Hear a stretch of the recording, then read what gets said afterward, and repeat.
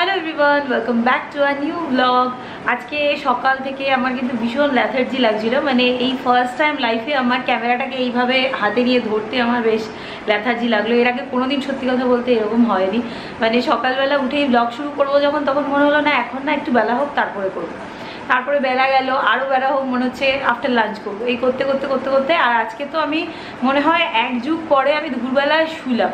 বুঝতেই পারছো বোধহয় মুখটা একটু ফুলে ফুলেও রয়েছে, মানে জাস্ট একটু আগেই শুয়ে উঠেছি, তাও 1 ঘন্টা হয়ে গেল উঠে পড়েছি। তো পুরো মানে সকালের দিকটা পুরো মোটামুটি ল্যাথার্জিতেই চলে গেল, ব্লগও শ্যুট করা হয়নি। তাই এখন প্রায় 7টা বাজে। হ্যাঁ, এখন আমি ভাবলাম যে না, এখন ব্লগটা শ্যুট করা যাক, মানে স্টার্ট করা যাক অ্যাটলিস্ট। তো এই জন্য শুরু করলাম। আর একটু আগে একটা খুব মানে ভালো একটা ইনসিডেন্ট ঘটলো, বলি তোমাদের।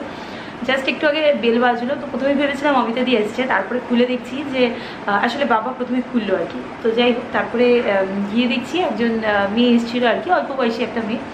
তো এসে বলছে যে আপনার সব ব্লগগুলো আমি ওয়াচ করি, খুব ভালো লাগে।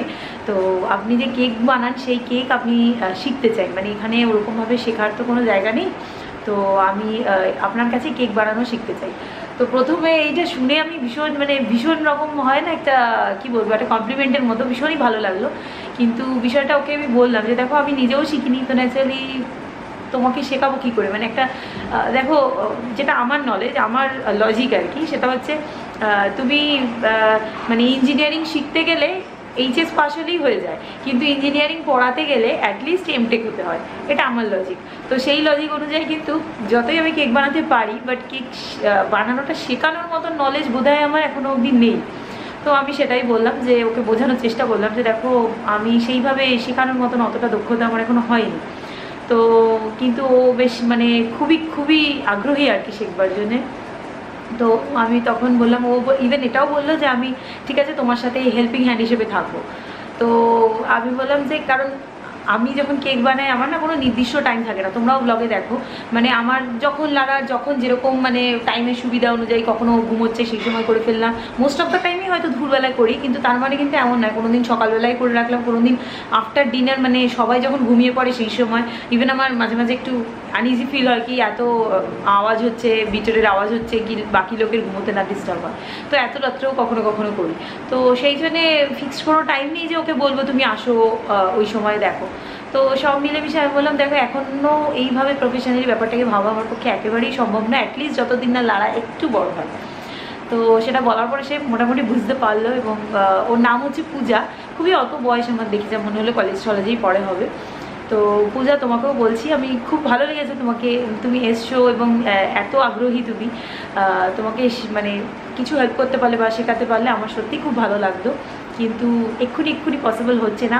আমি যদি কখনো পসিবল হয় তোমাকে অবশ্যই ডেকে আমি শেখাবো, মানে সেটা আমার খুব মানে আমার নিজের কোনো প্রাপ্তিই হবে তোমাকে শেখাতে পারলে, সিরিয়াসলি। তো যাই হোক, এইসব হওয়ার পরে জাস্ট এসে একটু বসলাম আর ক্যামেরাটা অন করলাম। আর ওদিকে অমিতা দিয়ে এসছে, রুটি বানাচ্ছে। আর ইনি কিন্তু ম্যাডাম একটু আগেই বাবার সাথে ঘুমোচ্ছিলেন, মানে দাদুর সাথে তিনি ঘুমোচ্ছিলেন আর কি। তো এখন উঠে এসেই প্রথমে মায়ের কাছে একটু আদর টাদর করে খেয়ে নিয়ে এখন তিনি মোবাইল দেখতে বসেছেন। চোখটা খারাপ হবে, উঠে বসে দেখো মা, উঠে বসে দেখো মা। আচ্ছা, চোখটা খারাপ হলো না? এখনই টাটা মা, এখনই টাটা বলো। হাই, কেমন আছো তোমরা? কেমন আছো তোমরা বলো, কেমন আছো তোমরা? সন্দীপ এদিকে এসে পড়েছে, আর আমিও ড্রেস আপ করে রেডি হয়ে গেছি, লারাও রেডি হয়ে গেছে, ওদিকে বাবাকেও রেডি হতে বলেছি। আমরা একটু হাঁটতে বেরোবো, রোজ তো বাবা আর দাদু মিলেই লারাকে নিয়ে হাঁটতে বেরোচ্ছে, আজকে ভাবলাম আমরা 4 জনে মিলেই একটু বেরোই। বাট তার আগে যেটা করবো, ভাবির ঘরে একটু যেতে হবে, ভাবি চাবি দিয়ে গেছে, ভাবির অ্যাকচুয়ালি বেরিয়েছে, তো বলে গেছে মাছকে একটু খাবারটা দিতে, তো সেই মাছের খাবার টাবার সবই আমাকে দেখিয়ে দিয়ে গেছে। যাই গিয়ে ভাবির ঘরে ফার্স্টে মাছটা দিয়ে আসি, তারপরে টুক করে বেরিয়ে পড়বো।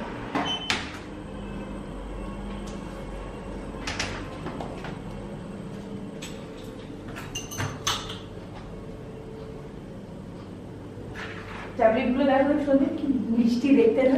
হ্যাঁ, পুরো ন্যাপথলিনের বল। হ্যাঁ, এক্স্যাক্টলি ন্যাপথলিনের মতো না, বাট এটা একটু হাফ সার্কেল আর কি, ন্যাপথলিন তো ফুল সার্কেল হয়। তো যাই হোক, ভাবি সব ইনস্ট্রাকশন আমাকে দিয়েই গেছিলাম। ও একটাই দিতে হবে না? একটাই। তাই তো বলেছে মানে।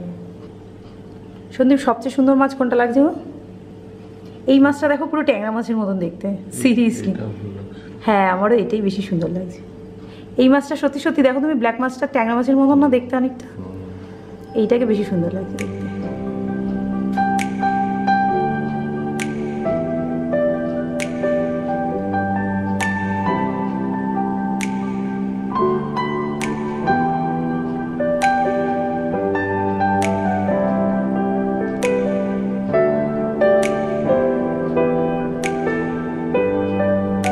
মাছকে খাবার দিয়ে ফাইনালি বেরিয়ে পড়লাম। এই যে সন্দীপও বেরিয়ে গেছে, আর ওদিকে দাদুর হাতে হাত ধরে যাচ্ছে ততনের হাতে আবার একটা ফুল। সে বাড়ি থেকে বেরোলে একটা ফুল না নিয়ে তো যাবে না। ততন ফ্লাওয়ারটা দেখিয়ে দাও, ভালো করে দেখো। কই? হ্যাঁ এই যে ফ্লাওয়ার। বাহ বাহ বাহ। কোথায় যাচ্ছ তুমি? আচ্ছা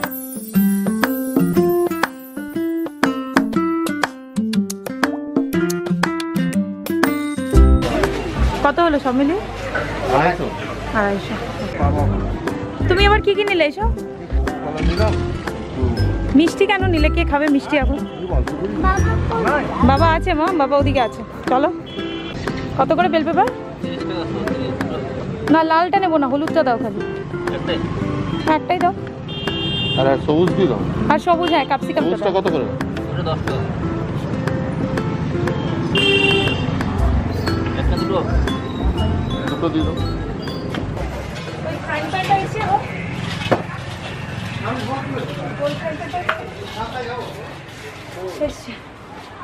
এসছে? এটা কি এই একই কোম্পানির হবে? এটা ভালোই আছে। ঠিকই আছে না? হাঁটতে বেরিয়ে কিন্তু আমাদের বাজার টাজারও বেশ ভালোই হলো। ওই দেখতেই পাচ্ছ, বাবার এক হাতে লাড়া, এক হাতে বাজার। সন্দীপেরও ওদিকে দু হাতেই বাজার, আর আমার এক হাতে বাজার আর এক হাতে ক্যামেরা। কি হলো, আসতে চাইছে না? এসে যাও মামা। আসবে না? হে ভগবান।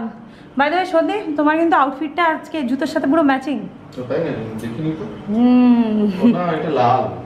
রেড কালার, হ্যাঁ ওই কাছাকাছি। আমি কিন্তু রাস্তাতেই নোটিস করেছিলাম, কিন্তু হলুদ আলো বলে মানে ভালো বোঝা যাচ্ছিল না। যাই হোক, তখন চলে এসো মামা। হায় ভগবান, ও আর ঘরে ঢুকবে না, কি বিপদ। ওই দেখ গাড়ির আওয়াজ হচ্ছে, শিগগিরই পালিয়ে আয়। পালিয়ে পালিয়ে পালিয়ে পালিয়ে। আজকে কিন্তু বাইরে অসম্ভব রকমের গরম। এই ঘরে তারা বাবা, সন্দীপ আর লারা মিলে এসি চালিয়ে বসেছে। আর এদিকে দেখো বাজারের মেইনলি আনা হয়েছে, এটা হচ্ছে একটা ফ্রাইং প্যান। মানে এই ফ্রাইং প্যানটা না সন্দীপ অনেক দিন আগে, মানে আমার যখন বিয়ে করে প্রথম এলাম আর কি এমটিপিএসে, তখনই সন্দীপ দেখেছিলাম কিচেনে এই ধরনের একটা ফ্রাইং প্যান রাখা ছিল। তো এই ফ্রাইং প্যানটা না আমার কাছে খুব ইউজফুল মনে হতো, বিকজ একদম ছোট্ট, মানে ছোট ফ্যামিলির জন্য খুব ইউজফুল আর কি। একদম ছোট, আর কিছু এর মধ্যে যখন ভাজা হয় না, একদম অল্প তেলেরই এটা সুন্দর ডোবা ডোবা করে ভাজা হয়ে যায়। নর্মালি ফ্রাইং প্যানগুলোতে কি হয়, যেই তেল ঢালবে তো তেলটা ছড়িয়ে যায়, কিন্তু এটা যেহেতু একটু বাটির মতন, তো এটা কিন্তু ফ্রাই করতে খুব ভালো হয়। আর এটা ইন্ডাকশন বেস। তো আগের ফ্রাইং প্যানটা আমার নষ্ট হয়ে গেছে, মানে সেই বিয়ের আগে থেকে ওটা ইউজ হচ্ছে, তো বুঝতেই পারছো নষ্ট হয়ে গেছে। তো অনেকদিন ধরেই ভাবছি যে এটা কিনবো। আর সন্দীপ বলেছিল যে ওর যেটা আগে কিনেছিল সেটা নাকি রানীগঞ্জ থেকে কেনা, তো ভেবেছিলাম এখানে হয়তো পাবো না। এই দেখো, এই হচ্ছে সেই পুরনো ফ্রাইং প্যান, যার হ্যান্ডেলটা মোটামুটি 1-1.5 বছর আগে খারাপ হয়ে গেছে, কিন্তু আমি তাও এটাকে ফেলতে পারিনি, বিকজ ভীষণ জিনিসটা ইউজফুল। আর এটা পার্টিকুলার এই এশিয়ান কোম্পানি ছাড়া অন্য কিছুতে পাওয়াও যায় না, তো সেই জন্য এটার জন্য ওয়েট করছিলাম। তো যাই হোক, পেয়ে গেছি আজকে। আর এদিকে দেখো কর্ন সেদ্ধ করে নিয়েছি, কারণ আজকে ডিনারে শুধুমাত্র বাঁধাকপি তরকারি রয়েছে, তাই একটু ক্রিসপি চিলি বেবি কর্ন করবো আজকে। দুপুরবেলা কিন্তু লাঞ্চে ইলিশ মাছ হয়েছিল, মানে বাবা যে ইলিশ মাছ এনেছিল সেই ইলিশ মাছের 1 রাউন্ডটা আজকে হলো, আর আরও আছে, বাকিটা পরে হবে। তো চলো কর্নটা ফটাফট রেডি করে দিই। কর্নটাকে তো নুন দিয়ে সেদ্ধ করেই নিয়েছি, এখন খানিকটা ময়দা দিয়ে দিচ্ছি, প্রায় 2 চামচের মতন দিলাম। একটু কর্নফ্লাওয়ার দিচ্ছি, ওই মোটামুটি 1 চামচের মতন কর্নফ্লাওয়ারও দিচ্ছি, সেই সঙ্গে আরও একটু লবণ আর কাশ্মীরি গুঁড়ো লঙ্কা দিয়ে আমি এটাকে একটু মেখে নেব। তো এটার মধ্যে আলাদা করে কোনো জল দেওয়ার কিন্তু দরকার নেই, কর্নটা যেহেতু সেদ্ধ করে নিয়েছিলাম তাই গাটা একটু ময়েস্ট থাকেই। প্রয়োজন অনুযায়ী সামান্য একটু জল দিলেও দেওয়া যেতে পারে, বাট আমি আজকে আর দিচ্ছি না, কারণ গায়ে অল্প অল্প জল রয়েছেই, এতেই সুন্দর একটা হালকা ময়দার কোটিং হয়ে যাবে। তো এরপরে এটাকে ডুবো তেলে ভেজে নেব।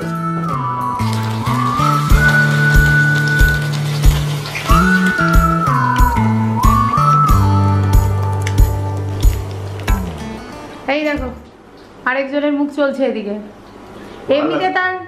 এমনিতে তার পাত্তা নেই। যেই বেবিকর্ন গুলো ভাজা শুরু হয়েছে, গন্ধ পেয়েছে, অমনি চলে এসছে গন্ধে গন্ধে। হনুমান লাড়া খেতে পারবে না। এই যে আমার নেক্সট রাউন্ডের গুলোও চলছে আপাতত। তুমি খেয়ে শেষ করে দিও না দয়া করে, কটা পর চলছে, এক্ষুনি হয়ে যাবে।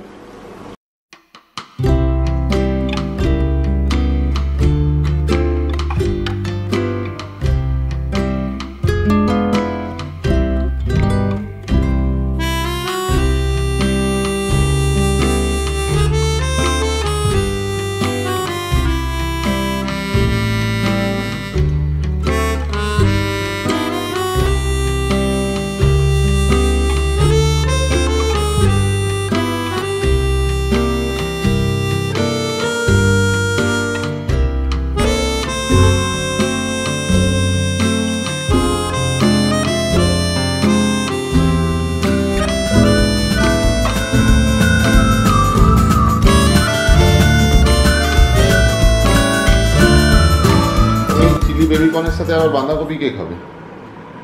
আমরাই খাবো, আর কে খাবে? খেতে হবে, নাহলে রোজ রোজ বাসি রেখে না অসুবিধা হচ্ছে। আর কালকে সকালে কালকে তো অন্য কিছু করার প্ল্যান আছে। হ্যাঁ, আর তারপর দিয়ে কালকে পটলের তরকারিটাও আজকে সকালবেলা মানে দুপুরবেলা শেষ করতে হয়েছে। তাই আর বাসি রেখে লাভ নেই। বাঁধাকপি অল্পই আছে, খেয়ে নাও। আসলে অসময় বাঁধাকপি তো ওর জন্য খেতে ইচ্ছা করছে না, বুঝতেই পারছি। Humpty Dumpty Humpty Dumpty all the king's horses again will put Humpty chilli কর্নটা কেমন খেলে গো? খুব ভালো, ভালো আছে, খুবই সুন্দর হয়েছে। যাই দারুণ খেলাম। আমি ক্রিস্পি করে বানাইনি, কারণ রুটির সাথে ক্রিস্পি হলে খাওয়া যায় না। একটু একটু নরম নরম করেই বানিয়েছি। খুব ভালো হয়েছে, ভালো। আর সন্দীপ, তোমার কেমন লাগলো? উনি এখন আম খাচ্ছেন। আমগুলো হেভি মিষ্টি না বলো? অতিরিক্ত মিষ্টি, মানে চিনিকে বলে দূরে থাক, এত মিষ্টি। দুর্গাপুর থেকে এনেছো না? বাবা আসবার সময় দুর্গাপুর থেকে এনেছি। সিরিয়াসলি বিশাল মিষ্টি, মানে আমি এই সিজনে এত মিষ্টি আম প্রথম খেলাম। আমের সিজন তো প্রায় চলেই গেল, তাও যাই হোক। কর্নটা ভালো লেগেছে? ঠিকঠাক। হ্যাঁ, হিমসাগরটা না খুব কম দিন পাওয়া যায়। কম দিন পাওয়া যায়, কলকাতায় ভালো পাওয়া যায়। হ্যাঁ, ওটা ওই জামাই ষষ্ঠী অবধি পাওয়া যায়। ব্যাস, আসেও শুরুতে মার্কেটে চলে গেল, হিমসাগরও চলে গেল। ওটা জামাইদের জন্যই স্পেশাল। একটু আগে যে তোমাদের চিকেন তান্দুরি মশলাটা দেখালাম, সেটা কিন্তু মেনলি এনেছি আমি গোটা চিকেন রোস্ট করবো বলে। এটা অ্যাকচুয়ালি কালকে করবো, আর তার জন্য আজকে ম্যারিনেশনটা করে রাখবো। তো এখন আমাদের ডিনার হয়ে গেছে, তাই ভাবলাম ম্যারিনেশনটা করে নিই। সবার প্রথমে চিকেনটাকে ভালো করে ধুয়ে নিয়েছি। আর দেখো এখানে খুব ক্লোজলি দেখলে দেখতে পাবে, এখানে দেখো আমি ছুরি দিয়ে একটু গ্যাসেস বানিয়ে নিয়েছি, এই যে এখানে দেখতে পাচ্ছ। তো এটা করলে না মশলাগুলো এর ভেতরে খুব ভালো মতন ঢুকবে আর কি। তো এখন যেটা দেবো, টক দই দেবো। গোটা মুরগির রোস্টের জন্য কিন্তু মুরগিটা একটু ছোট সাইজের হলেই ভালো হয়। তো এটা যেন কত ওয়েটে ছিল সন্দীপ? তো তার জন্য আমি প্রায় হাফ কাপের মতন টক দই নিলাম, আর বেশ 1 চামচের মতন স্বাদ মতন আর কি লবণ দিয়ে দিয়েছি। আর এখন দিয়ে দিচ্ছি কাশ্মীরি গুঁড়ো লঙ্কা। তো এই কাশ্মীরি গুঁড়ো লঙ্কাটা একটু বেশি পরিমাণে দিতে হবে, প্রায় 3 চামচের কাছাকাছি দিচ্ছি। এটার জন্যই কিন্তু রোস্টে একটা সুন্দর কালার আসবে। আর তারপরে যেটা ফাইনালি দেবো সেটা হচ্ছে তন্দুরি চিকেন মশলা। এই মশলাগুলো ছাড়াও কিন্তু আরও কিছু মশলা অ্যাড হবে, কিন্তু সেটা কালকে অ্যাড করলেও চলবে। আজকে ওভারনাইট ম্যারিনেশনের জন্য আমি এই কটা মশলাই অ্যাড করছি। তো এই দেখো মশলাগুলোকে কিন্তু আমি খুব ভালো করে মাখাচ্ছি, একদম ভেতর দিকটা অবধি ভালো করে মাখিয়ে নিচ্ছি। এখন এই সব কিছু একবার ভালো করে মিশিয়ে নিয়ে ওভারনাইট ফ্রিজে রেখে দেবো। এটা কিন্তু কমপক্ষে 8 ঘন্টা মতন, 6 থেকে 8 ঘন্টা রেখে দিতে হয়। তবে আমি প্রায় 12 ঘন্টার জন্য এটা ম্যারিনেট করছি। তো এই দেখো ভালো করে মশলা মাখিয়ে নিয়েছি। আর এটা যদি 6 থেকে 7 ঘন্টার জন্য তোমরা ম্যারিনেট করো, তাহলে এর মধ্যে একটু পাতিলেবুর রস বা ভিনিগারও অ্যাড করতে পারো। তবে আমি যেহেতু প্রায় 12 ঘন্টার জন্য ম্যারিনেট করছি, তাই জন্য শুধু টক দই দিলেই হবে। এখন এটাকে 12 ঘন্টার জন্য এমনি তো নয়, ফ্রিজে ম্যারিনেট করতে হবে। তো ফ্রিজে রেখে দেবো। গুরু পেয়েছে? গুরু পেয়েছে না? ঘড়িতে এখন বাজে 12টা, তাও কিন্তু এখনো তার চোখে ঘুম নেই। ঘুম নেই? চলো সন্দীপ এখন আমাকে ঘুম পাড়িয়ে দেবে, আর আমি বসবো এডিটিংয়ে। তো চলো আজকে এখানেই বিদায় নিচ্ছি।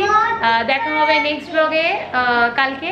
তো ততক্ষণের জন্য take care, bye, good night. ততক্ষণ গুড নাইট বলে দাও। No. Good night. হ্যাঁ চলো চলো বাবাই।